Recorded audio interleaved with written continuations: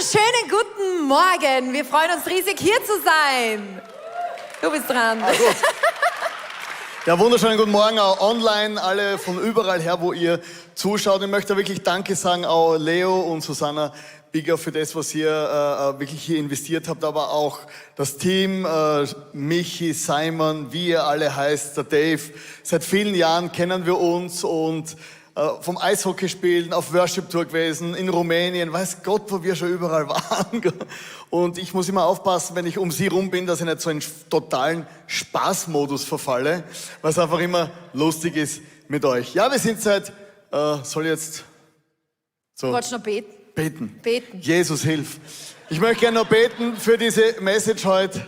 Danke. Jesus, ich danke dir, dass du heute unsere Herzen öffnest, unsere Ohren öffnest, dass wir genau das hören, was du heute zu uns zu sagen hast, auch zwischen den Zeilen, über den Zeilen, danach, davor, dahinter. Ich möchte einfach von dir heute etwas mitnehmen, was mein Leben nachhaltig verändert. Amen. Amen. In dieser Conference ist es ja darum gegangen, Your Kingdom Come, und in der Vorbereitung, also wir predigen als Ehepaar heute, und wenn du richtig ein Nightmare erleben willst in deiner Beziehung, dann predige als Ehepaar. Das ist schlimm. Jedes Mal. Oder? Jedes Mal kommen wir zu dem Punkt, hey, wir machen das nie mehr. Ich hasse dich, du hasst mich, wir wissen es jetzt gemeinsam, das machen wir nicht. Aber genau deswegen, weil der Teufel will nicht, wenn Ehen gemeinsam effektiv sind fürs Reich Gottes. Und wir haben gebetet, Your Kingdom come, dein Königreich komme, dein Wille geschehe. Und es ging auch so ums Thema Hochzeit, was auf uns zukommt. Und wir möchten heute uns auch mit dem Thema Hochzeit beschäftigen. Ich weiß nicht, was Hochzeiten bei dir auslösen. Die einzige Hochzeit, wo ich wirklich ganz, ganz gern war meine eigene. Und sonst, wenn ich nichts zu tun habe, sind Hochzeiten manchmal langweilig. So, du sitzt in der Kirche und wartest auf die Braut. Und wir haben Freunde, die haben orientalischen Hintergrund, und die lassen sich da ein bisschen Zeit. Und die Leute waren in der Kirche und die Braut kam nicht. So, da sitzt in der Kirche. Das war in der Schweiz. Und du weißt, zu spät kommen in der Schweiz ist wie Todesstrafe, das hat man vor kurzem abgeschafft. Ja, es ist schlimm. Ich bin mit einer Schweizerin verheiratet. Ach, das ist immer ein Stress. Ich nehme es ja mehr locker. Geht schon. Okay, und schaust auf die Uhr, kommt nicht 5 Minuten, 10 Minuten, Viertelstunde, ist was passiert, ein Unfall, halbe Stunde. Also, stell dir vor, Hochzeitsgesellschaft, Bräutigam wartet, Familie da, Dreiviertelstunde, Stunde. Die kam tatsächlich nach 1,5 Stunden in einer Selbstverständlichkeit. Yeah! Alle waren sauer. Und das ist sehr, sehr mühsam, sozusagen, bescheiden. Bei orientalischen Hochzeiten, Jesus nimmt uns ja immer mit in dieses Bild von der Hochzeit, da redet die Bibel ganz viel darüber. In der orientalischen Hochzeitstradition muss man ein paar Dinge verstehen. Erstens war es tagsüber heiß, drum waren die Hochzeiten abends oder nachts. Die Braut wartete und nicht der Bräutigam. Der Bräutigam hat die Braut heimgeholt. Mit der Braut warteten die Brautjungfern oft sehr lange. Also wir sehen, es ist bei denen normal. Und es war Tradition, dass der Bräutigam zu spät kam. Also du hast doch nicht auf die Uhr geschaut wie ein Schweizer. Wo ist er, kommt er? Sondern es war Tradition. Also du hast damit gerechnet, chill, trink was, beruhig dich, der kommt schon. Und da es nachts war, mussten sich die Brautjungfern, weil die gingen dem Bräutigam entgegen, die haben dann da so Öllampen mitgenommen, weil damals die Straßenbeleuchtung im Orient sehr schlecht war, hatten die Öllampen dabei, damit es nicht dunkel wird. Und wir als Kirche, ob du das glaubst oder nicht, ist eigentlich egal, aber wir steuern auf die ultimative Hochzeit zu.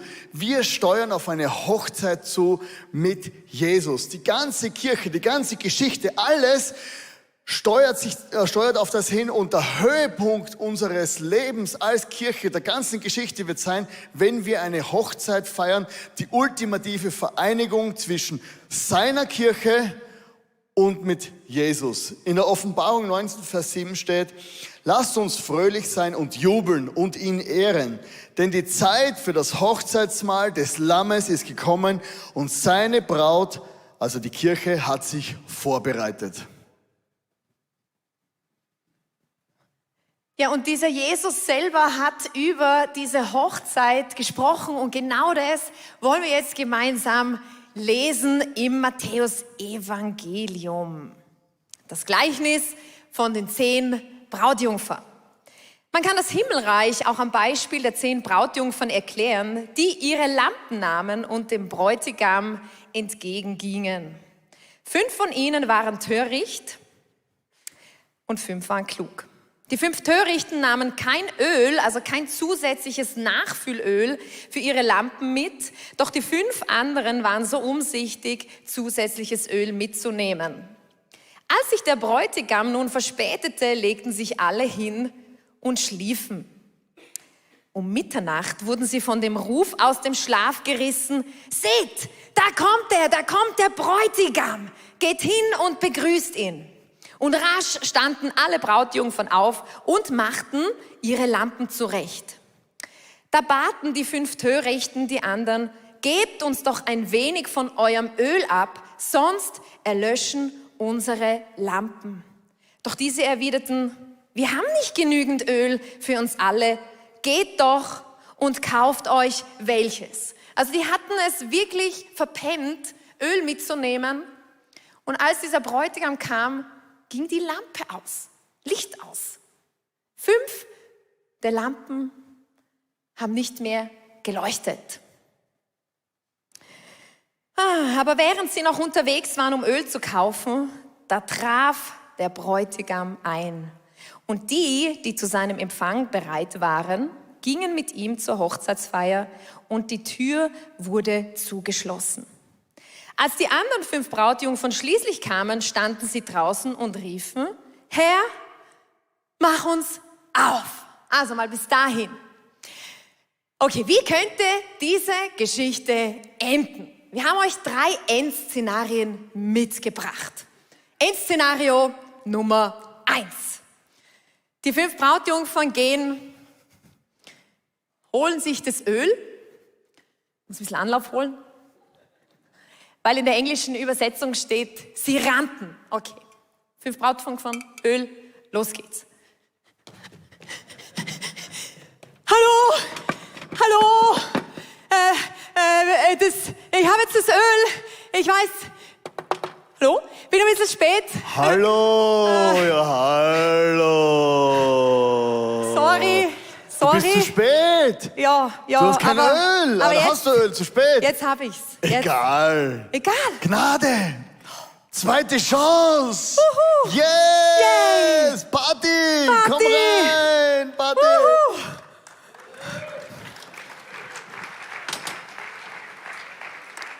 So, okay. Wie gefällt euch dieses Ende? Super, oder? Ein gnädiger Gott, ein Gott der zweiten Chance, von dem lesen wir in der Bibel. Wow. Oder auch, wenn man es verpennt hat, egal. Okay, Endszenario Number 2. Das Anlauf holen. Sie rannten. Hallo. Ich hätte jetzt das Öl. Hallo Leute. Ich hätte ja, zu spät. Entschuldigung. Aber Wo sind die jetzt bin ich anderen? ready. Die anderen. Mädels. Habe ich euch nicht gesagt, wenn euch jemand um etwas bittet und dass ihr es borgen solltet, dann gebt ihm. Habe ich euch nicht gesagt, ihr sollt teilen. If you have a need, plant a seed. Die haben nicht Was geteilt. ist los mit euch? Ihr habt nicht geteilt mit euren Leuten. Nein. Also, raus mit euch, Mädels, und kommt rein. Yes, ma. So. Okay, wie gefällt euch dieses Ende? Okay, aber gelacht haben wir. Gut. Endszenario Nummer 3. Was sagt Jesus wirklich, als diese 5 zu spät vor der Tür stehen? Lesen das gemeinsam. Aber der Bräutigam antwortete, ich kenne euch nicht. What? Ich kenne euch nicht. Deshalb schlaft nicht ein und haltet euch bereit, denn ihr kennt weder den Tag noch die Stunde meiner Wiederkehr. Ich kenne euch nicht. Ich weiß nicht, wie es dir geht, wenn du das hörst, wenn du das liest, dass Jesus sagt, er kennt sie nicht. Ist es alttestamentlich? Nope. Redet er zu Ungläubigen? Leider auch nicht. Er spricht zu den Gläubigen, er spricht zu denen, die eingeladen waren auf seine Hochzeit und sagt, ich kenne euch nicht. Und ganz ehrlich, das ergreift dramatisch mein Herz, weil ich will nicht eines Tages vor Jesus stehen und er sagt zu mir, ich kenne dich nicht, Ilana. Ich kenne dich nicht. Und wenn wir diese Geschichte lesen, dieses Gleichnis und darüber nachdenken, schau, ich kann dir nicht sagen, das weiß ich leider auch nicht, wann genau dieser Punkt erreicht ist, dass das Öl aus ist in unserem Leben, dass wir uns so weit von Jesus entfernt haben, dass er sagt, ich kenne euch nicht. Aber wenn Jesus das persönlich sagt, dann glaube ich, lohnt es sich, dass wir gemeinsam drüber nachdenken und schauen, hey, was ist da Wichtiges für unser Leben als die diesen Jesus kennen, um nicht irgendwann vor dieser Tür zu stehen und zu hören, ich kenne dich nicht.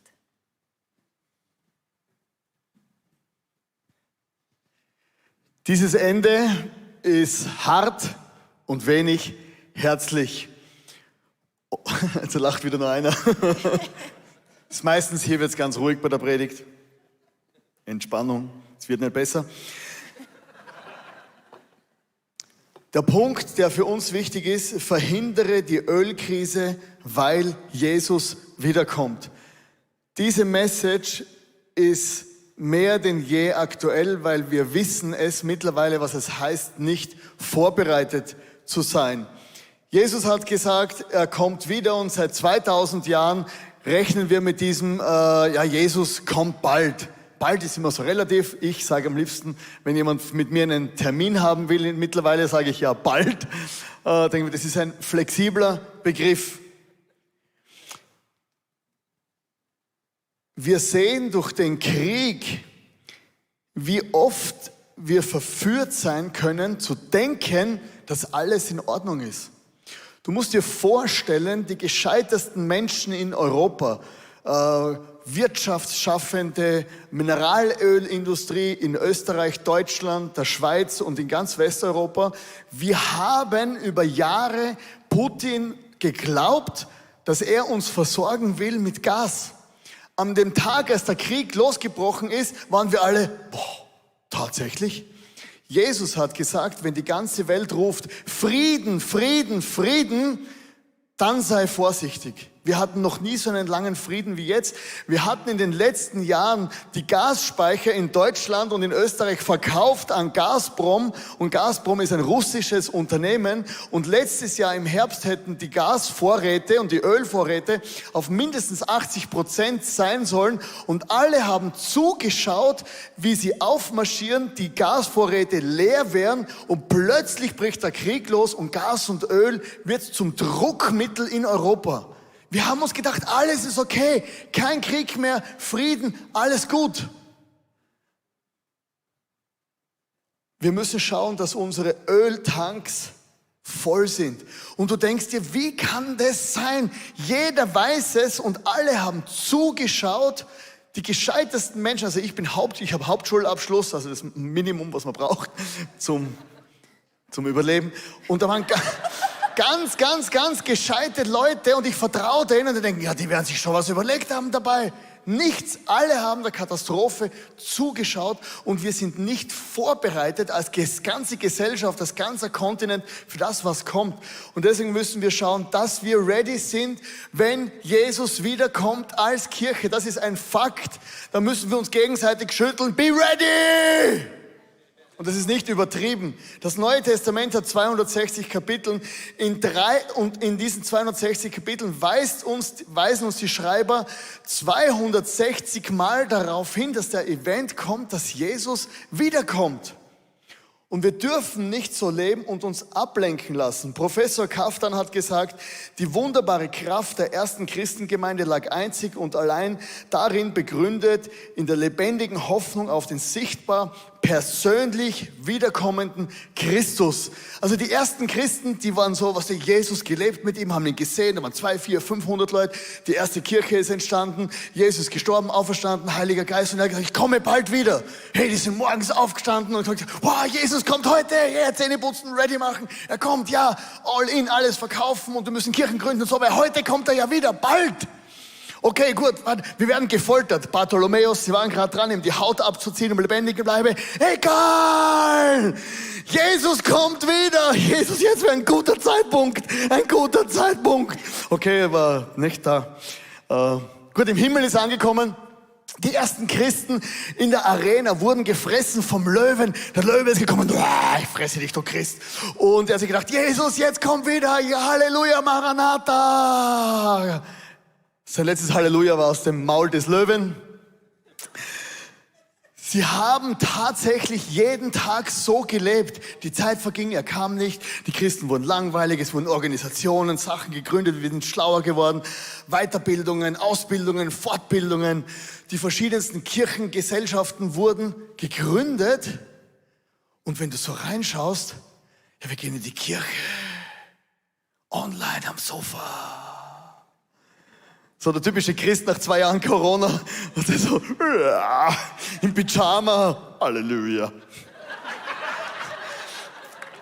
Ich liebe Online-Church. Online hat uns wirklich außergewöhnliche Möglichkeiten gebracht. Aber hier oder online, wir dürfen nicht schlafen. Du musst ready sein. Was passiert, wenn man dich mitten in der Nacht weckt? Stehst du auf und sagst, oh Gott, ich war nicht im ICF. Ich muss ins ICF, damit ich weiß, an was ich glaube. Aufstehen, born ready! Und das sind das sind wirklich keine motivational speeches, Aussagen. Das ist die nackte Realität unseres Christseins, die Haupthoffnung, jeder Worship-Song. Alles, was wir tun und machen, beruht auf dieser einen Hoffnung. Jesus, komm bald wieder. Come on.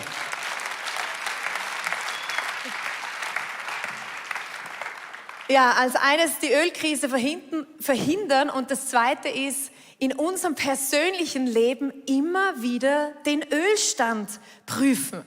Aber damit wir das tun können, müssen wir wissen, ja, wofür steht denn dieses Öl in unserem Leben? Damals war es das Selbstverständlichste, dass man Ersatzöl dabei hatte, weil man gewusst hat, ja, das kann spät werden. Der lässt auf sich warten, dieser Bräutigam. Ja, da muss man sich vorbereiten, damit man auch ein bisschen länger warten kann. Aber wir reden ja jetzt nicht von diesen praktischen Lampen, sondern von unserer Seele, von unserem Leben. Was bedeutet dieses Öl in unserem Leben? Wofür ist das ein Bild? Wenn man die Bibel liest und es um Öl geht, dann ist es eigentlich immer ein Bild für den Heiligen Geist. Und dieser Heilige Geist kommt in unser Leben, wenn wir unser Leben Jesus anvertrauen. Die Frage ist uns das bewusst und leben wir auch bewusst in Beziehung mit diesem Heiligen Geist? Und wisst ihr, was mich unglaublich begeistert? Es ist ja so, ihr könnt ja meine Gedanken nicht lesen, richtig? Ich denke was. Ich schon. Denkt er. Ich denke meistens was anderes. Aber nur mein innerer Geist hat Zugang zu meinen persönlichen Gedanken Oder ich sag's euch. Wenn ich euch sage, was ich denke, dann habt ihr Zugang zu meinen Gedanken. Okay. Gott hat auch Gedanken. Das lesen wir in der Bibel. Und wer hat nun Zugang zu diesen Gedanken? Sein Geist. Der Heilige Geist hat Zugang zu den Gedanken Gottes. Und das heißt, dieser Heilige Geist lebt und wohnt in uns. Das bedeutet, durch den Heiligen Geist haben wir Zugang zu Gottes Gedanken. Leben wir das? Die Brautjungfern haben das Selbstverständliche nicht getan. Das sollte für uns das Selbstverständliche sein, dieses Öl, mit dieser Beziehung zu diesem Heiligen Geist zu leben. Und immer wieder zu schauen, dass dieser Heilige Geist uns immer wieder neu erfüllt. Dass wir ihn immer wieder neu zu uns sprechen lassen. Immer wieder suchen, was sind Gottes Gedanken über mein Leben? Wo bin ich falsch abgebogen? Wo brauche ich ein Get Free, damit ich nicht einpenne und verpasse, wenn der Bräutigam wiederkommt. Eingeschlafen sind alle 10. Alle 10 sind eingepennt, weil es so lange gedauert hat. Und ich finde, 2000 Jahre sind auch so lange.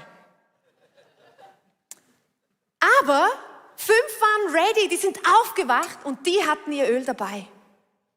Den Heiligen Geist. Also kein Öl zu haben, kein Nachwelt, bedeutet eigentlich geistlos, nicht geisterfüllt zu leben.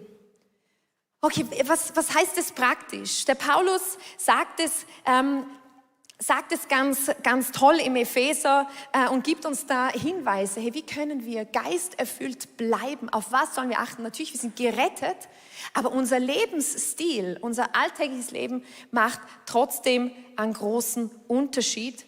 Und so wie Jesus das sagt, ist dieses Öl für dich und für mich unentbehrlich. Unentbehrlich. Aus der Kraft des Geistes leben. Achtet sorgfältig darauf, wie ihr lebt. Handelt nicht unklug, sondern bemüht euch, weise zu sein. Nutzt jede Gelegenheit, in diesen üblen Zeiten Gutes zu tun. Handelt nicht gedankenlos, sondern versucht zu begreifen, was der Herr von euch will. Und das können wir. Come on. Jetzt Achtung, betrinkt euch nicht mit Wein, sonst ruiniert ihr damit euer Leben. Lasst euch stattdessen vom Heiligen Geist erfüllen. Singt miteinander Psalmen und Lobgesänge und geistliche Lieder und in euren Herzen wird Musik sein zum Lob Gottes. Und dankt Gott, dem Vater, zu jeder Zeit für alles im Namen unseres Herrn Jesus Christus.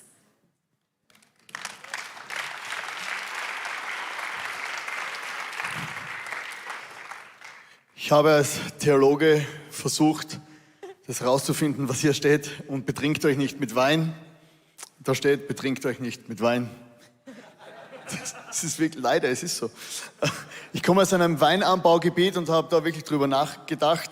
Und das Thema ist nicht, dass wir Wein trinken, sondern berauscht euch nicht, steht letztendlich hier.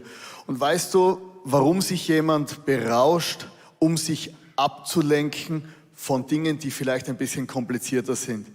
Wir lieben es, uns abzulenken durch Wein. Weißt du, Substanzen lösen Dopamine in unserem Kopf aus und nicht nur Substanzen, sondern auch Handlungen lösen Dopamine und Rauschgefühle aus. Wenn du etwas trinkst, löst es ein Rauschgefühl aus. Wenn du noch mehr trinkst, dann kannst du dich nicht mehr erinnern. Wenn du Drogen nimmst, löst es Rauschgefühle aus. Wenn du Karriere machst, löst es ein Rauschgefühl aus. Wenn du viel Geld auf deinem Konto siehst, löst es ein Rauschgefühl aus. Wenn du auf Social Media Likes bekommst, löst es ein Rauschgefühl aus. Und ich rede hier als Betroffener, also nicht als Reicher, doch irgendwie bin ich schon reich. Aber in der Schweiz ist reich immer relativ. Oder kommst du aus Wien daher und denkst, yeah, alles gut. Dann gehst nach Hause, scheiße, gar nichts habe ich. Medien lösen Rauschgefühle aus. Ich bin wirklich als Betroffener, ich bin nachrichtensüchtig. Ich bin Instagram-süchtig. Ich bin süchtig nach allem. Ich bin grundsätzlich ein süchtiger Mensch. Und ich merke, Gott gönnt uns Wein, ein Glas Wein, vielleicht sogar 2, 3. Kein Problem, auch dein Social Media. Aber wenn dieser Rausch zur Ablenkung wird es das Problem. Und wir sind in einer Gesellschaft, wir sind nur darauf getrimmt, abgelenkt zu werden. Und du kannst wissenschaftliche Studien lesen oder mir glauben. Spaß der Zeit, ich habe sie alle gelesen.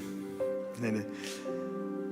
Paulus redet hier von ein paar Dingen und die möchte ich jetzt mit euch teilen. Und das war ein guter Moment, dir Notizen zu machen und das jeden Tag deines Lebens umzusetzen. Lass dich vom Heiligen Geist erfüllen. Lass dich vom Heiligen Geist erfüllen zu Hause.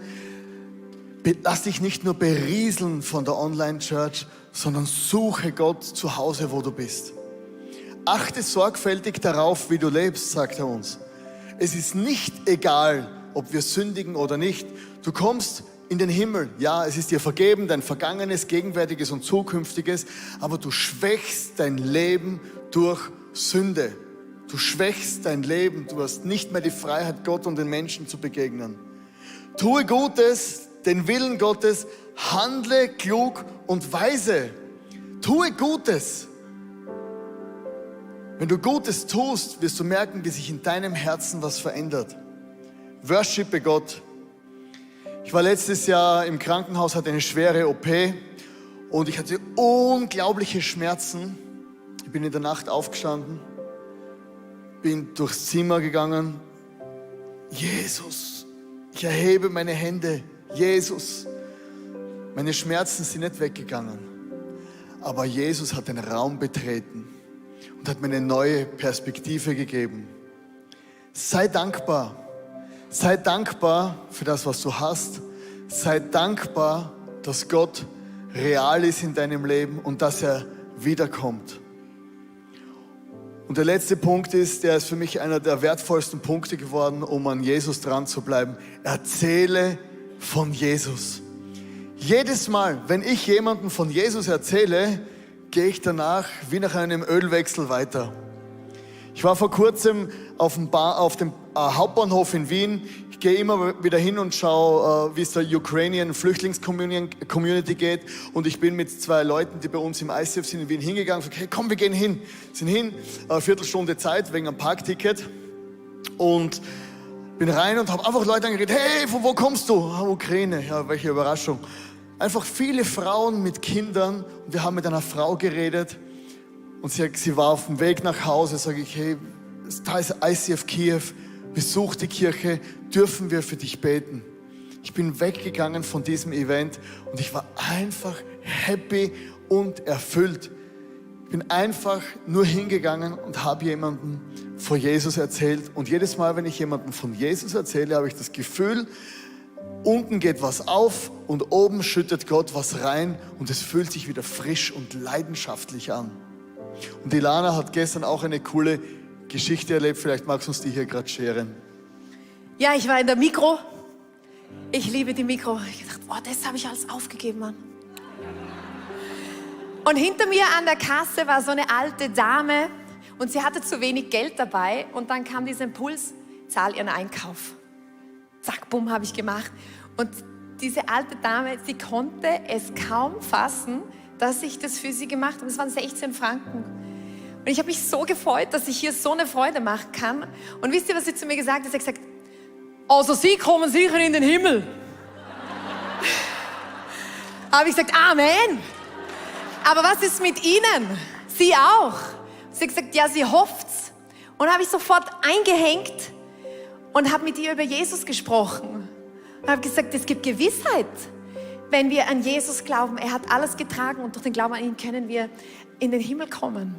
Ich hatte voll das coole Gespräch mit ihr, aber ich war so erfüllt, sie ist mir um den Hals gefallen und es hat mich so erfüllt mit Freude, dass sie sich so gefreut hat und ich auch noch mit ihr über Jesus sprechen konnte. Das ist aber wirklich unbeschreiblich. Der Dienst für Jesus, come on, yes. Der Dienst für Jesus ist unser größter Schutz. Vielleicht denkst du hier als Volunteer, mein Gott, die Conference. Ich denke mir das. Der Dienst für Jesus ist ein größter Schutz. Vor 28 Jahren oder vor vielen, vielen Jahren hat mir das mein Leiter erzählt. Der Dienst für Jesus ist ein größter Schutz. René, du stehst mit dem Rücken zur Wand. Wenn du weggehst, bist du am Arsch. Das stimmt. Und deswegen habe ich mir gesagt, der Dienst für Jesus ist mein größter Schutz im Leben. Warum fühlen wir uns so lebendig, wenn wir jemandem von Jesus erzählt haben?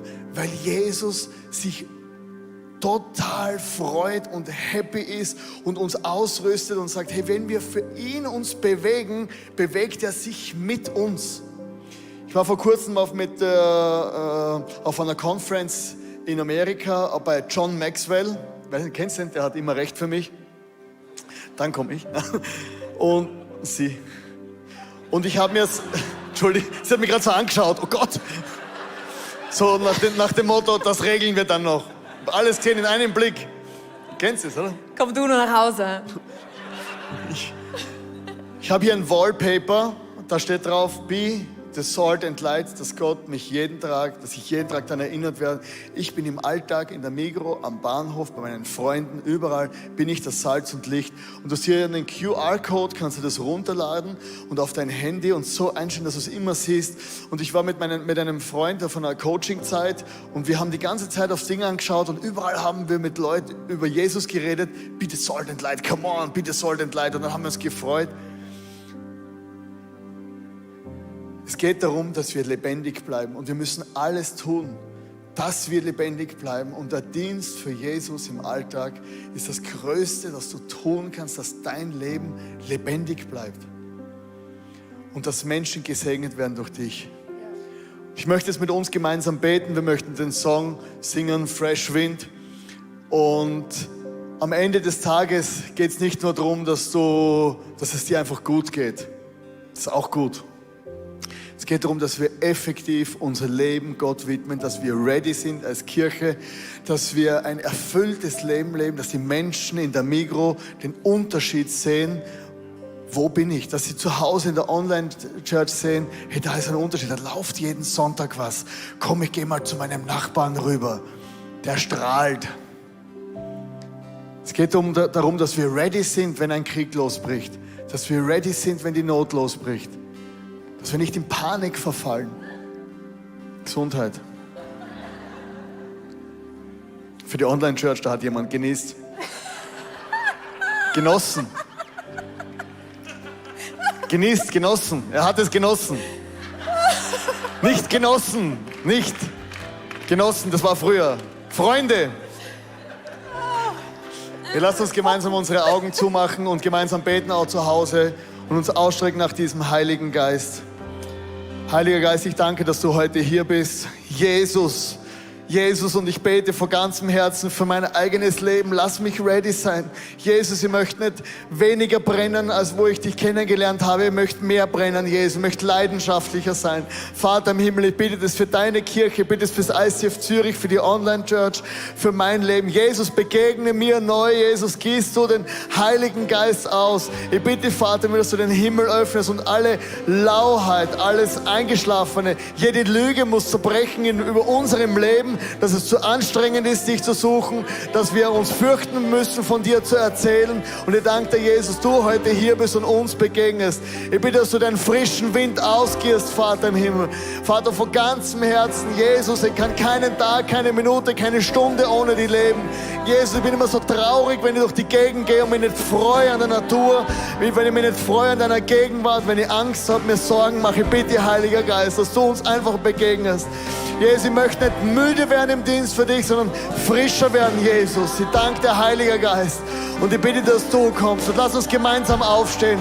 Lass uns aufstehen und wirklich für unser Leben beten, für unsere Seele beten, für unsere Kinder, für unsere Teenager, für unsere Kirche beten, weil Gott ist größer als jeder Schlafgeist, Gott ist größer als jede Bequemlichkeit, Gott ist größer als das Geld, die Karriere, die Drogen.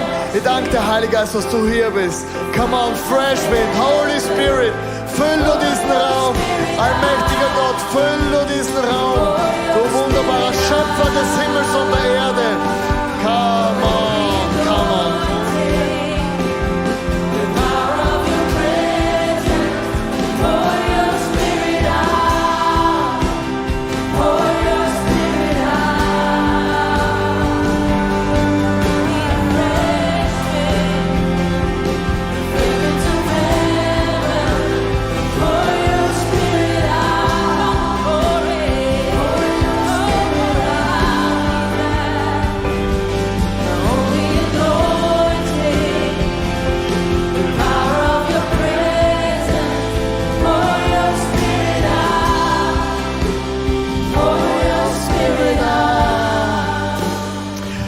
ich habe so den Eindruck, dass Gott hier ist und sagt, hab keine Angst, mein Sohn, hab keine Angst, meine Tochter. Du wirst die Kontrolle nicht verlieren, wenn du dich mir hingibst. Hab keine Angst. Und ich habe so ein Herz gesehen vor mir und da drinnen ein Korkstoppel. Und eigentlich dieser Korken, der sollte schon lang weg sein. Und ich glaube, Gott sagt zu dir, es ist Zeit, dass du es zulässt, dass ich dich erfülle. Keine Angst, deine Erlebnisse der Vergangenheit bestimmen nicht mein Wirken von heute. Ich bin ein neuer Gott, ein frischer Gott, ein leidenschaftlicher Gott. Come on. Amen.